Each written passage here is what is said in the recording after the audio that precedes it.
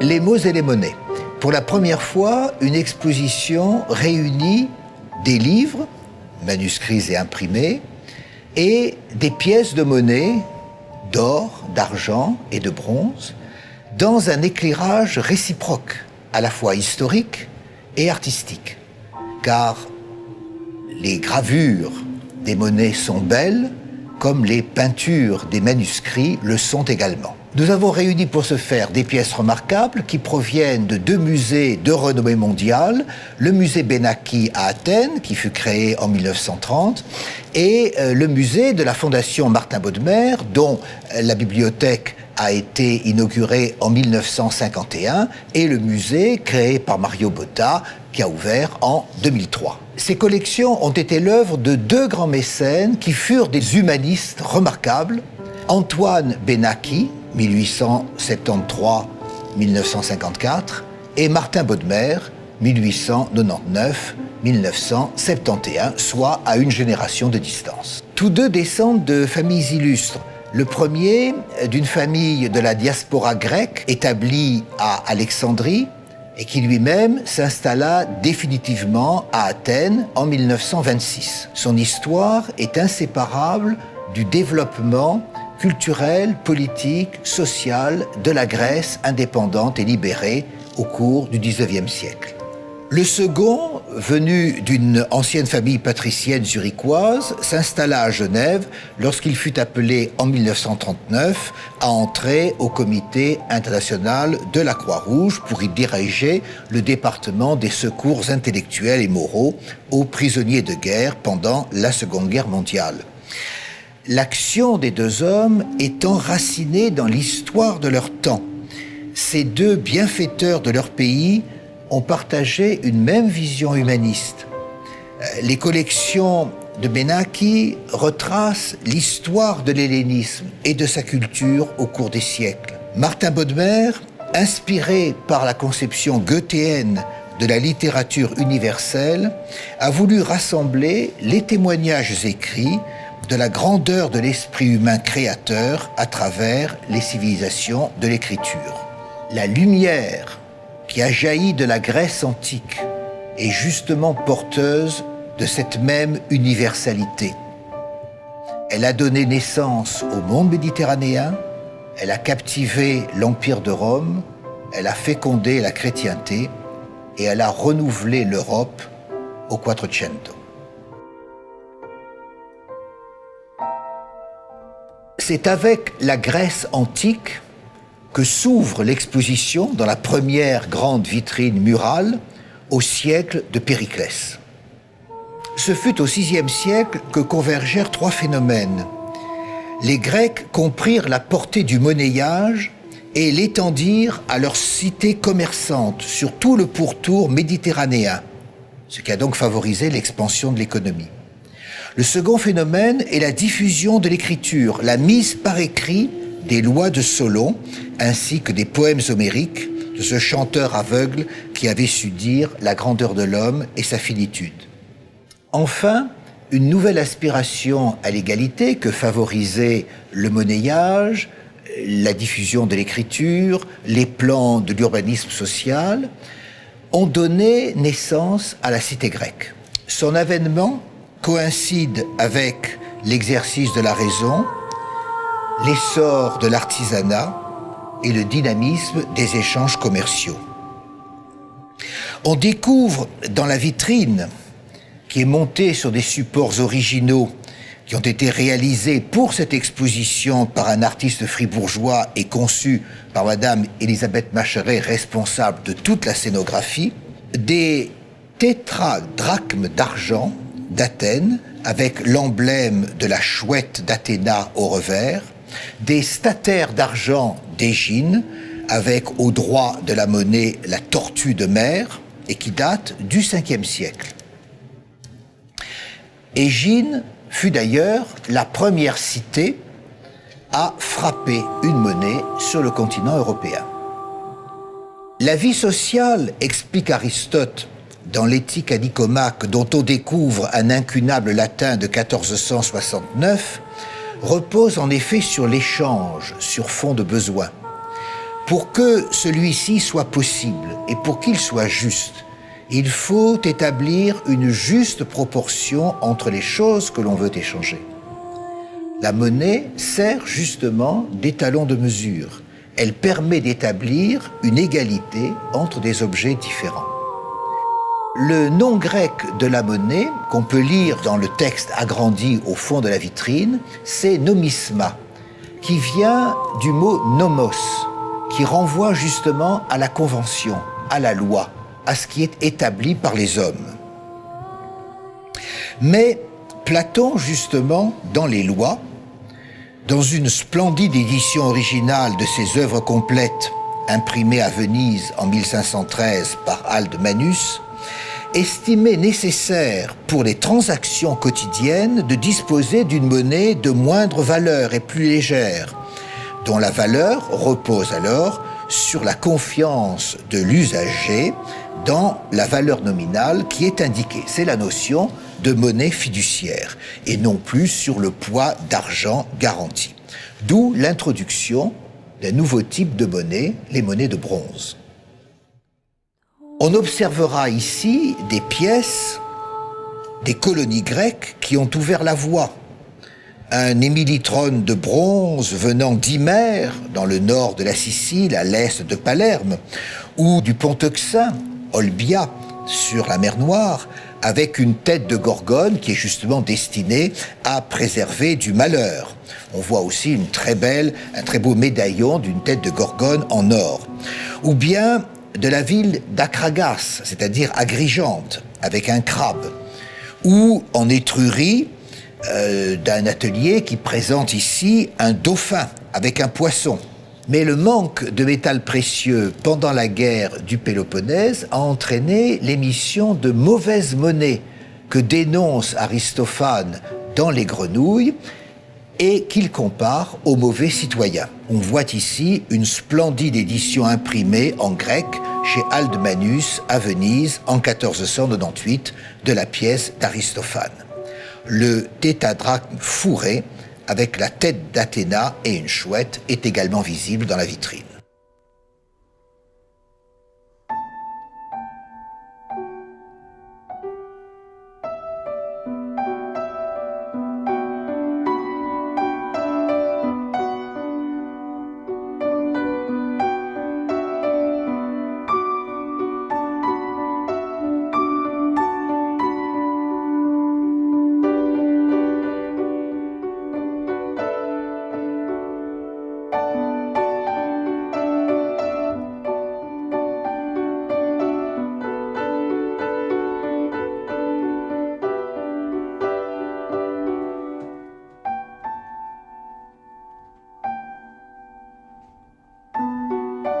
La deuxième vitrine est consacrée à un tournant majeur de la civilisation qui coïncide avec la grande conquête d'Alexandre le Grand, qui a traversé la Perse, la Syrie, l'Égypte, qui est allé jusqu'en Bactriane et aux confins de l'Inde et qui a relié l'Orient et l'Occident. À chaque fois, il a créé de nouvelles cités, toutes appelées Alexandrie, brassant les populations dans des mariages mixtes entre Grecs et barbares. Et après lui commence ce qu'on appelle l'époque hellénistique qui va jusqu'à la domination romaine. La puissance de la Macédoine, c'était aussi son or qui servait à payer ses armées. Philippe II avait conquis les mines d'or de Pangée. Son fils, vainqueur des Perses, s'empare de l'or de Darius. L'histoire et la légende d'Alexandre sont ici représentées par un très beau manuscrit de la cour de Bourgogne, sur parchemin de la fin du XVe siècle, où l'on traduit Quinte Curse et Plutarque. L'enluminure représente la naissance d'Alexandre, ainsi qu'une sortie d'Alexandre monté sur son cheval. Du côté de l'Orient, c'est le grand poète persan Nizomi qui composa un livre d'Alexandre et Skandarnamé à la fin du XIIe siècle, inspiré de sa légende. On en voit ici un manuscrit sur papier oriental exécuté à Shiraz au XVIe siècle. Un tétradrachme d'argent sous Philippe II de Macédoine, montre au droit la tête du Zeus d'Olympe qui a été exécuté en crise éléphantine par Phidias et qui nous a été conservé seulement par la monnaie. On voit ensuite sur une monnaie d'or d'Alexandre la tête d'Athéna, qu'il a choisie comme image fédératrice de la Ligue des États grecs qu'il avait formée. Les têtes d'Alexandre lui-même n'apparaîtront qu'après sa mort, à l'époque des Ptolémées. Par exemple, un Alexandre divinisé avec les cornes de bélier du dieu Amon Zeus dont il serait le fils. Ou encore un Alexandre coiffé d'une peau d'éléphant qui est le symbole de l'Afrique qu'il a conquise. Sous le règne même d'Alexandre, au droit des monnaies d'argent, c'est en général Héraclès, coiffé de la dépouille du lion qui est représenté en tant qu'il est l'ancêtre mythique de la maison royale de Macédoine.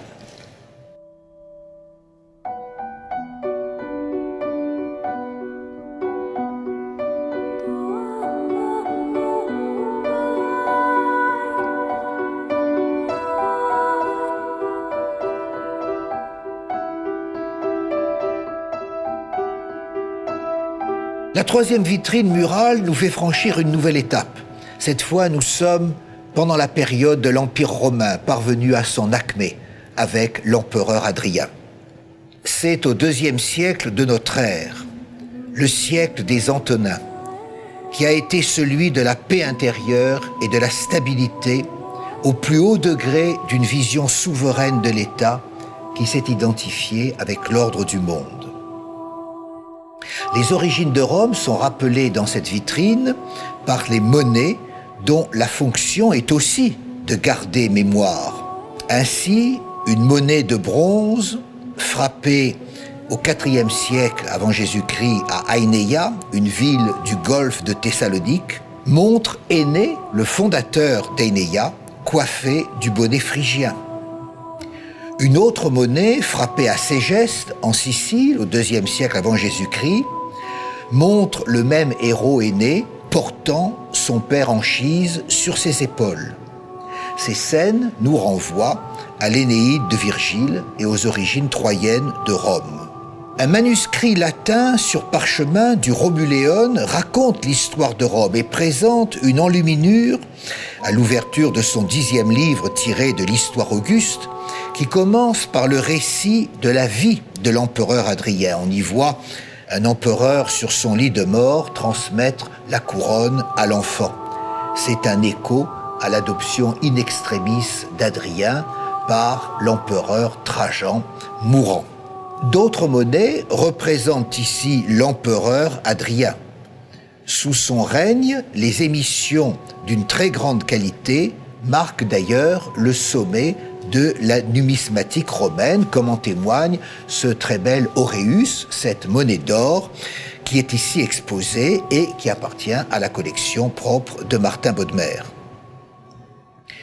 On a joint également un médaillon de bronze frappé en l'honneur d'Antinoüs, l'être aimé par l'empereur, disparu en pleine jeunesse, représenté ici en Dionysos sur une panthère, dans une sorte d'apothéose et de divinisation qui l'éternise. Les mémoires d'Adrien, composées par Marguerite Yourcenar, sont parues en 1951 et elles présentent, en les ressaisissant de l'intérieur, la réflexion de cet empereur Philhellène qui a fait retour à la source grecque en l'ouvrant à la dimension du monde.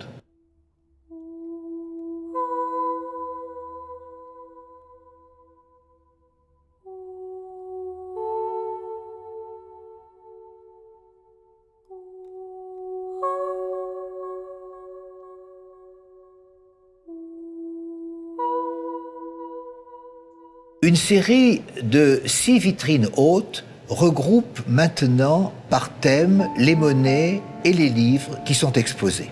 Si les monnaies servent aux échanges et à l'épargne, elles véhiculent aussi des images d'une grande variété et d'une grande qualité, des images qui font sens, en étant associées pour chaque cité-État à ses dieux, à ses héros, ses mythes, ses symboles, ses lieux et ses produits caractéristiques. Comme plus tard, pour les rois et les gouvernants, les monnaies seront associées aux emblèmes et aux allégories de leur pouvoir, de leur victoire, de leurs bienfaits, ainsi qu'à leur propre portrait idéalisé ou individualisé. Comment s'identifier? Comment rayonner? Ou encore comment régner?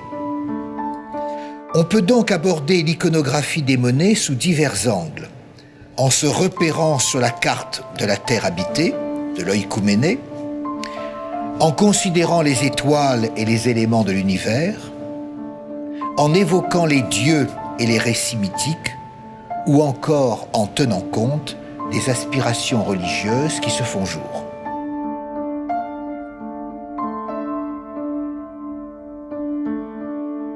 La description du monde occupe d'abord nos regards. Les Grecs ont posé les fondations du savoir géographique. La carte géographique a été inventée au 5e siècle déjà. Ce savoir géographique s'est systématisé sous l'Empire romain et la vision s'est poursuivie, a été réinterprétée au Moyen-Âge avec la cartographie islamique. On découvre ici la cosmographie de Ptolémée, conçue vers l'an 150 dans un incunable de 1482 et dans une traduction latine de l'humaniste florentin Giacomo d'Angelo. Elle est ouverte sur la Mappa Mundi en double page. Également, la géographie de Strabon, qui venait d'Amazée en Turquie et qui appartient au 1er siècle avant, 1er siècle après Jésus-Christ. C'est l'édition Princeps en grec à Venise, dans les presses d'Aldemanus en 1516, avec des notes marginales de l'humaniste suisse Heinrich Loriti, qui était l'ami d'Erasme. On voit encore la description de la Grèce de Pausanias, qui était originaire de Lydie, en 10 livres, également imprimés chez Aldemanus à Venise en 1516. Le deuxième livre est dédié à Corinthe, la ville fondée par Mélicerte. Une monnaie nous montre son histoire, puisqu'il fut apporté sur le rivage par un dauphin. Sa venue est à l'origine des jeux isthmiques. Une autre monnaie, un nomos d'argent de Tarente, montre une histoire analogue où l'on voit le héros Taras, sauvé du naufrage par un dauphin, fonder la ville sur le site qui a été désigné par l'oracle. L'édition Princeps grecque, toujours chez Aldemanus à Venise en 1513, des poèmes de Pindare célèbre justement les 4 plus grands jeux de la Grèce, les Jeux olympiques, Pythiques, Néméens et Isthmiques. Et elle contient également une description de la terre de Denis le Périégète, venant d'Alexandrie, qui a été composé sous le règne de l'empereur Hadrien. Ça a été le manuel d'enseignement de toute la période byzantine. On peut voir une monnaie, justement, présentant une carte d'Éphèse, une monnaie d'Élis qui administrait les Jeux olympiques, et ce bronze d'Olympie sous Hadrien présente également sur une de ses faces un Zeus sous les traits qui sont attribués à lui par Phidias dans la statue qu'il a exécutée à Olympie. Le choix d'un héros fondateur inscrit la cité-État qui a émis la monnaie dans un temps, dans un espace idéal entre mythe et réalité. C'est au fond que la monnaie sert de carte de visite à l'autorité qu'il émet. Elle sert à en rehausser l'éclat ou à le symboliser. On a des animaux, des plantes qui sont ici représentées et qui symbolisent une ville ou un pays.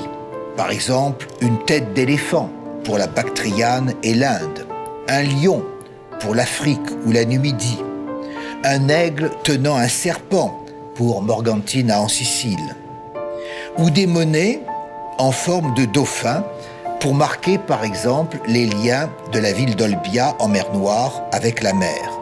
On expose encore un shekel frappé en 68-69 après Jésus-Christ qui coïncide avec la première révolte juive contre Rome. On y voit l'offrande du Homère après la Pâque et 3 grenades qui rappellent aux Juifs l'alliance de Dieu avec son peuple. Enfin, à l'époque romaine, on va représenter des sites en vue plongeante, ports, villes, temples, cartes de terrain. Et par exemple, on voit ici, en rapport avec un passage de l'histoire naturelle de Pline, qui évoque l'une des 7 cités principales de la province danubienne, la ville de Marcianopolis, sous le nom de Marciana, sœur de Trajan. Une monnaie montre une vue aérienne de la ville et une autre monnaie montre les 3 grâces qui emblématisent la ville.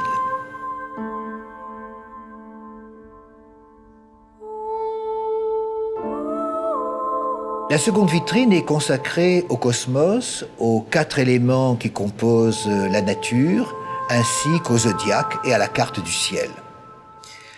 L'Antiquité a en effet élaboré toute une image du monde que le Songe de Scipion, que commente Macrobe au 5e siècle, a condensé dans un traité qui a profondément marqué la philosophie de l'école de Chartres au XIIe siècle. Le grand maître en fut Guillaume de Conches, dont un manuscrit latin copié dans la région de Cologne a servi à l'usage universitaire.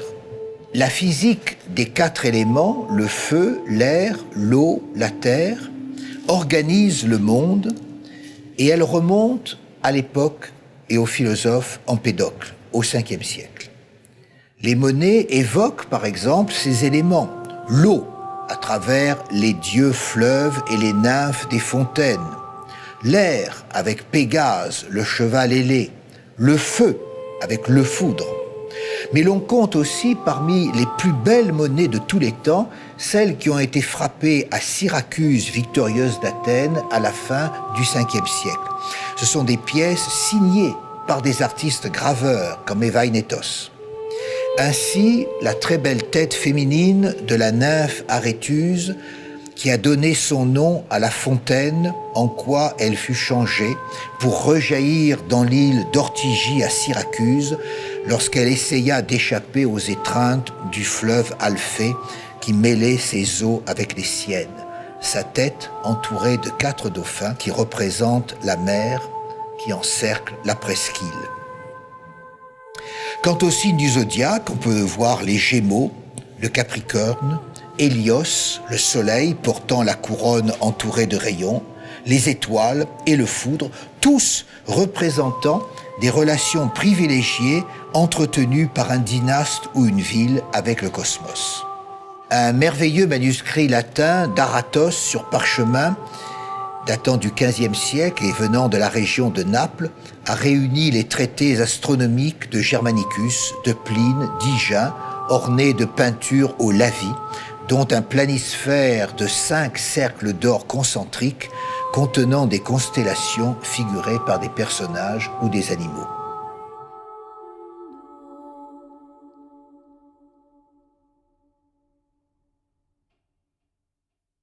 Voici maintenant les dieux et les mythes, car les cités ont souvent choisi comme divinité tutélaire les dieux de l'Olympe. Une tête de Zeus, Syracuse, une tête d'Héra, à Hymère, une tête de Poséidon, en Macédoine, d'Artémis, à Syracuse, de Déméter, à Pella, ainsi qu'une statuette en or représentant Aphrodite tenant un lièvre, animal prolifique et ardent, permettent de parcourir déjà cet Olympe. Les récits de la mythologie antique nous ont été transmis par des œuvres classiques comme la Théogonie d'Hésiode, par Homère, par les poètes romains, Virgile et Ovide, mais aussi par des mythographes, comme ce manuel que constitue la bibliothèque d'Apollodore à l'époque hellénistique, dans un incunable milanais de 1479. On en voit le prolongement à l'époque du Quattrocento, avec la généalogie des dieux de Boccace, également incunable de Venise, édition Princeps de 1472. On remarquera aussi, dans un autre recueil de Boccace sur les femmes illustres, l'un des bois gravés aquarellés qui représente Athéna, la déesse des Vierges, armée de pied en cap, avec son bouclier frappé de la tête de Gorgone et ses deux attributs, la chouette et l'olivier. D'autres divinités, plus rarement représentées, le sont en lien avec un culte local, comme une monnaie d'Hermès assise sur un tas de pierres qui servait de repère aux voyageurs, objet d'une vénération particulière en Achaïe, ou bien Télèphe, fils d'Héraclès, en Arcadie, abandonné sur la montagne et allaité par une biche compatissante dans une histoire qu'on retrouvera avec la louve allaitant Romus et Romulus. Enfin, une monnaie montre Athéna Parthénos avec l'olivier sacré qui était vénéré sur l'acropole.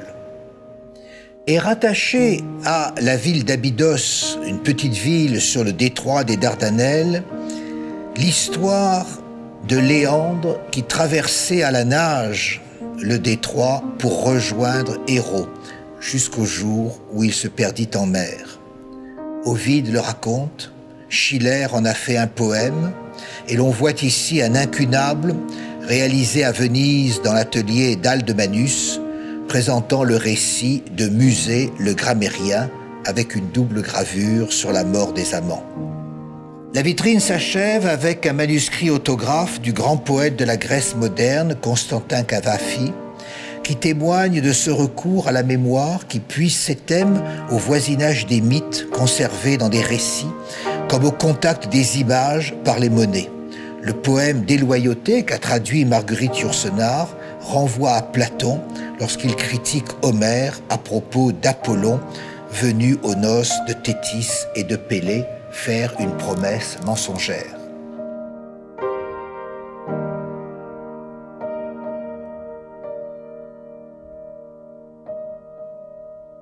Pour continuer à évoquer les dieux et les mythes, une vitrine est consacrée à Homère et à son monde, et cette vitrine est tout à fait représentative de la richesse et de la variété de la collection rassemblée par Martha Bodmer. Un papyrus, d'abord, celui des fragments du chant 5 de l'Iliade, où Diomède, guidé par Athéna, blesse Arès après avoir blessé Aphrodite, tandis qu'Apollon a sauvé Énée. Ou bien le papyrus gnostique de la vision de Dorothéos, écrit en hexamètre homérique et rempli de réminiscences d'Homère, d'Hésiode ou d'Apollonios de Rhodes. À côté des papyrus, les manuscrits. Ici, celui de l'Histoire de Troie, un manuscrit français du XVe siècle, traduisant le récit de Guido delle Colonne, qui avait lui-même, au XIIIe siècle, traduit le fameux roman de Benoît de Sainte-Maure consacré à Troie. En troisième lieu, des livres, des imprimés, qui ont marqué l'histoire du livre, comme cette édition souveraine de l'Iliade en 1808, réalisée par l'illustre graveur, imprimeur et typographe italien Giambattista Bodoni, qui a travaillé à Parme et qui a créé le caractère de police qu'on appelle le Bodoni. Ce fut le résultat de 5 ans de travail, 800 pages dédiées à Napoléon.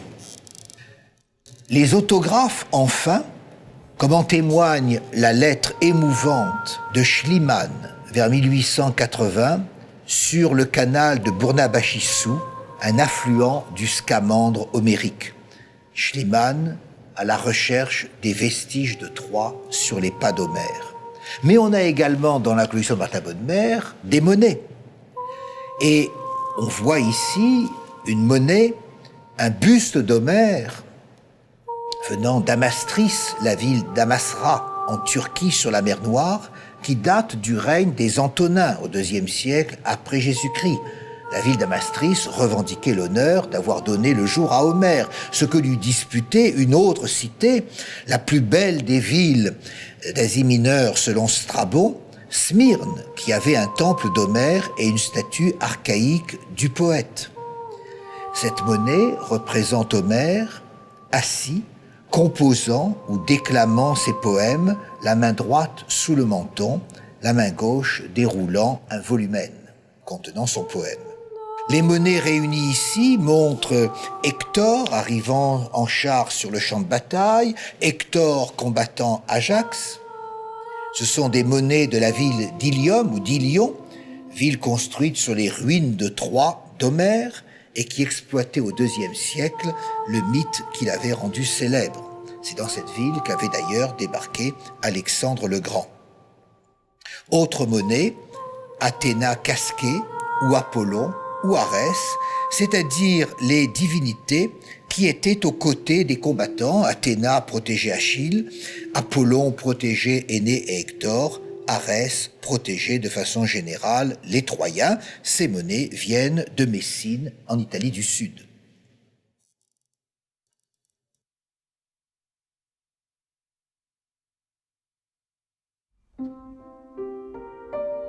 La 5e vitrine est consacrée à la quête de l'immortalité et elle s'ouvre avec une représentation d'Orphée dans sa tentative de vaincre la mort et de ramener Eurydice des enfers. Une monnaie montre ici Orphée et Eurydice en présence d'Hermès Psychopompe qui amenait les âmes aux enfers. Cette monnaie a été exécutée à Adrianopolis, une ville qui a été fondée par l'empereur Adrien en Thrace et qui s'était fait une spécialité de représenter les mythes sur ces monnaies, le mythe d'Orphée ou encore les travaux d'Héraclès. Tous ces récits se retrouvent dans les Métamorphoses d'Ovide, dont on a ici un manuscrit latin sur parchemin réalisé à Naples au XVe siècle, avec ce merveilleux décor à Bianchi Girari, ces bordures entrelacées blanches qui appartiennent et qui sont typiques de la Renaissance italienne. Héraclès, lui aussi, avait doublement vaincu la mort.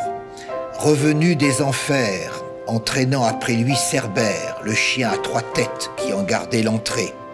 Puis le héros fut divinisé à sa mort par son père Zeus. Les monnaies montrent ici des monnaies réalisées sous les empereurs sévères, Héraclès et le sanglier d'Érimante, Héraclès et le Cerbère, ou encore Héraclès et l'hydre de Lerne. Et en regard, nous avons mis un manuscrit latin sur parchemin des tragédies de Sénèque. C'est l'histoire d'Hercule furieux égorgeant sa femme et ses enfants avant de revenir à lui, dans l'horreur. Ou encore un manuscrit français réalisé à Bruges au XVe siècle de l'épître d'Othéa de Christine de Pisan, représentant Héraclès face à Cerbère, avec les mêmes gestes. Si Orphée a échoué, la déesse Isis, venue du monde alexandrin, offrait quant à elle le salut à travers un processus d'initiation qui rassemblait de plus en plus de sectateurs dans l'Empire romain depuis l'époque de Ptolémée jusqu'au IIe siècle de notre ère. Enfin, Adrien, inconsolable de la mort de son favori, avait divinisé Antinoüs, lui avait consacré des jeux quadriennaux en Bithynie, au nord-ouest de l'Asie mineure. Il est représenté en Dionysos, le dieu qui justement avait vaincu la mort. Le lien avec la religion chrétienne, qui avait gagné le monde romain, est établi par d'autres images, comme une monnaie représentant l'archange Michel. Et une partition autographe d'une cantate de Bach qui a été composée à Leipzig en 1724 pour la fête de l'archange Michel.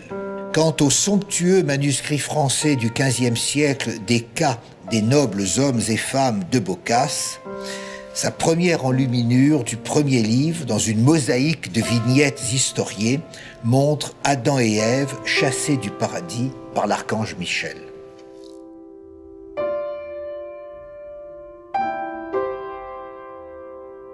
La dernière vitrine de la série est consacrée aux images chrétiennes, au Christ, à la Vierge Marie, aux saints ou aux différents symboles chrétiens.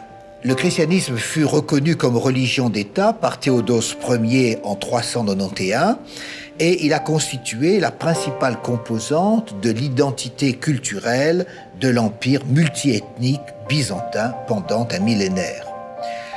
La monnaie byzantine n'a cependant pas servi aussitôt de support aux figures saintes. On peut voir une croix, symbole qui est le plus représenté.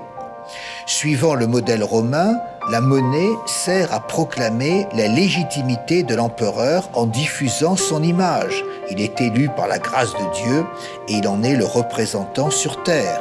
Après une apparition isolée de la figure du Christ sur une monnaie de l'époque de Justinien II.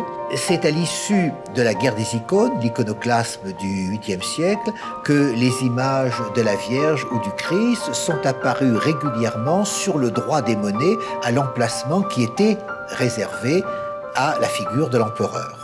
On voit sur des folleis des monnaies en cuivre d'usage quotidien, anonymes, de la fin du Xe ou du milieu du XIe siècle, l'image de l'empereur qui s'est effacée pour être remplacée par l'invocation à Jésus-Christ, roi des rois, en signe de soumission totale de l'empereur à la volonté divine. En regard de ces monnaies byzantines sont disposées des représentations chrétiennes de la chrétienté latine, comme ce rouleau exceptionnel de la généalogie du Christ de Pierre de Poitiers, avec des peintures circulaires du milieu du XIIIe siècle, ou bien les heures de la bienheureuse Vierge Marie dans le nord de la France, manuscrit du XVe siècle, ou encore ce passionnaire de Weissenau, Allemagne, XIIe siècle, représentant le martyre de Saint-Georges.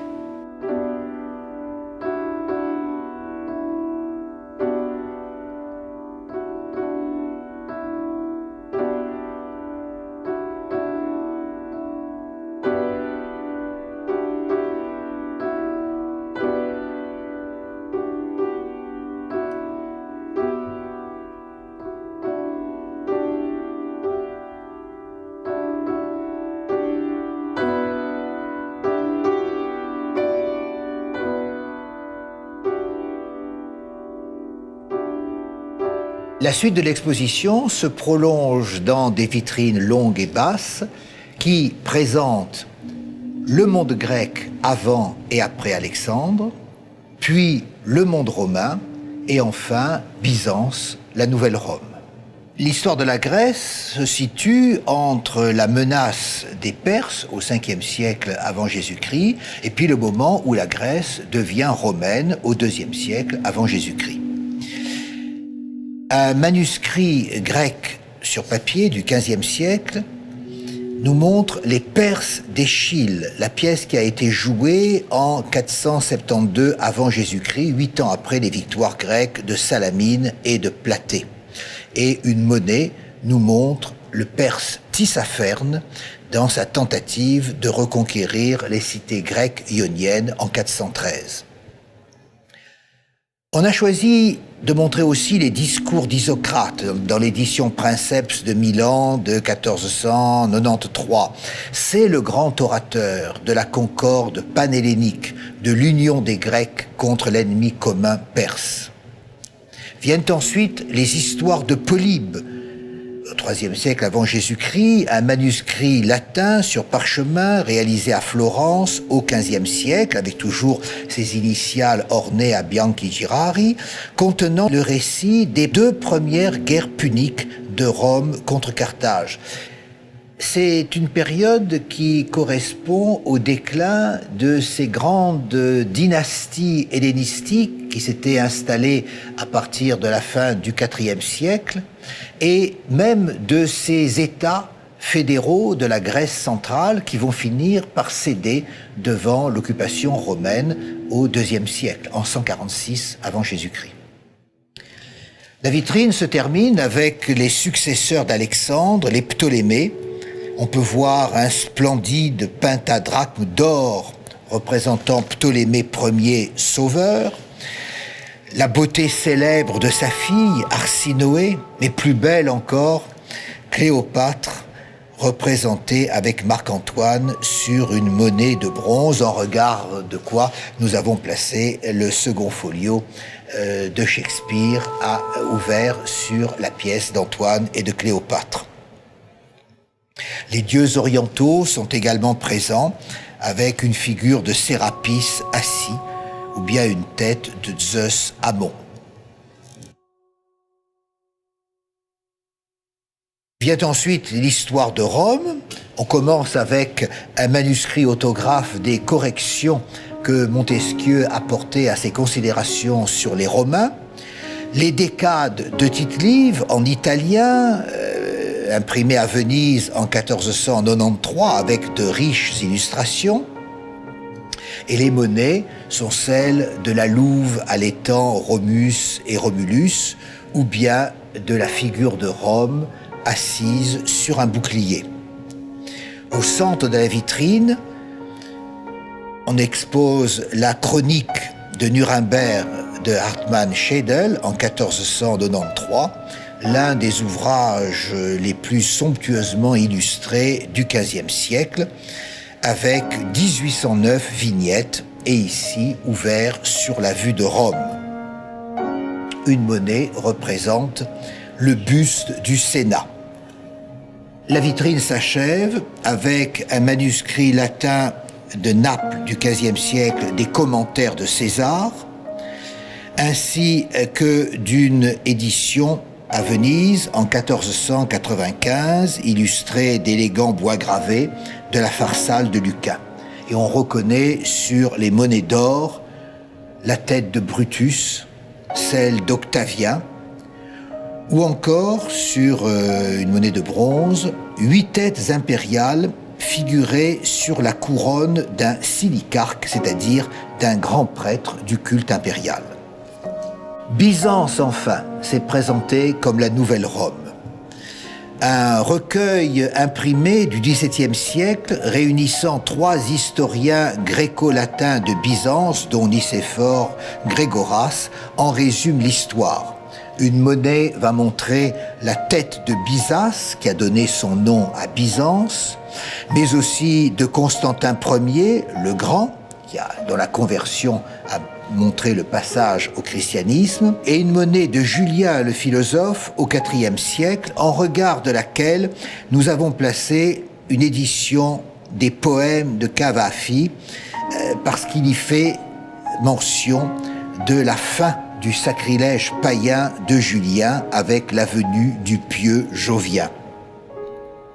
Vient ensuite la guerre contre les Goths de Procope de Césarée, qui était le secrétaire du fameux général Bélisaire de Justinien, et Justinien est présent sur les monnaies, comme avant lui Théodose Ier, lequel est mis en regard du fameux Codex Theodosianus promulgué en 438, qui est le pilier du droit romain, qui a été édicté sous Théodose II, lequel a régné 48 ans en Orient. C'est un manuscrit latin en Allemagne de la fin du IXe siècle.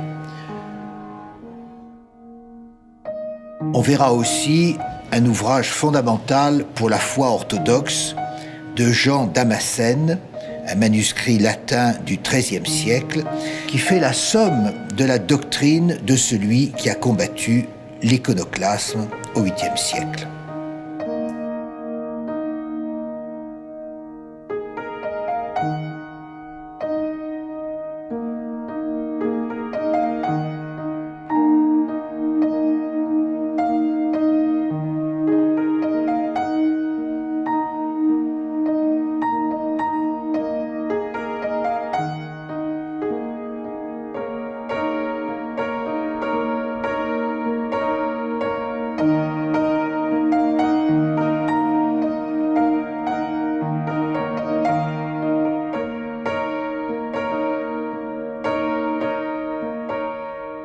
L'exposition se termine par une vitrine consacrée à la collection de Martin Bodmer et qui présente une gerbe de monnaies conçue et réalisée spécialement pour montrer les monnaies d'or, les auréis impériaux de la collection de Martin Bodmer. Elle commence par une mise en perspective de l'histoire mythique de Rome avec l'Énéide de Virgile dans un incunable vénitien de 1470. Elle se poursuit avec l'histoire des empereurs romains de Suétone, un manuscrit latin lombard du XVe siècle, et s'achève avec les vies des hommes illustres de Plutarque, un incunable à Strasbourg de 1470, de ce philosophe et prêtre qui a vécu à l'époque de l'empereur Hadrien et dont l'œuvre morale constitue la somme de toute la pensée et de la réflexion morale de l'Antiquité, admiré par Montaigne, traduit par Amyot et qui va profondément marquer la vie morale et l'éducation du monde occidental.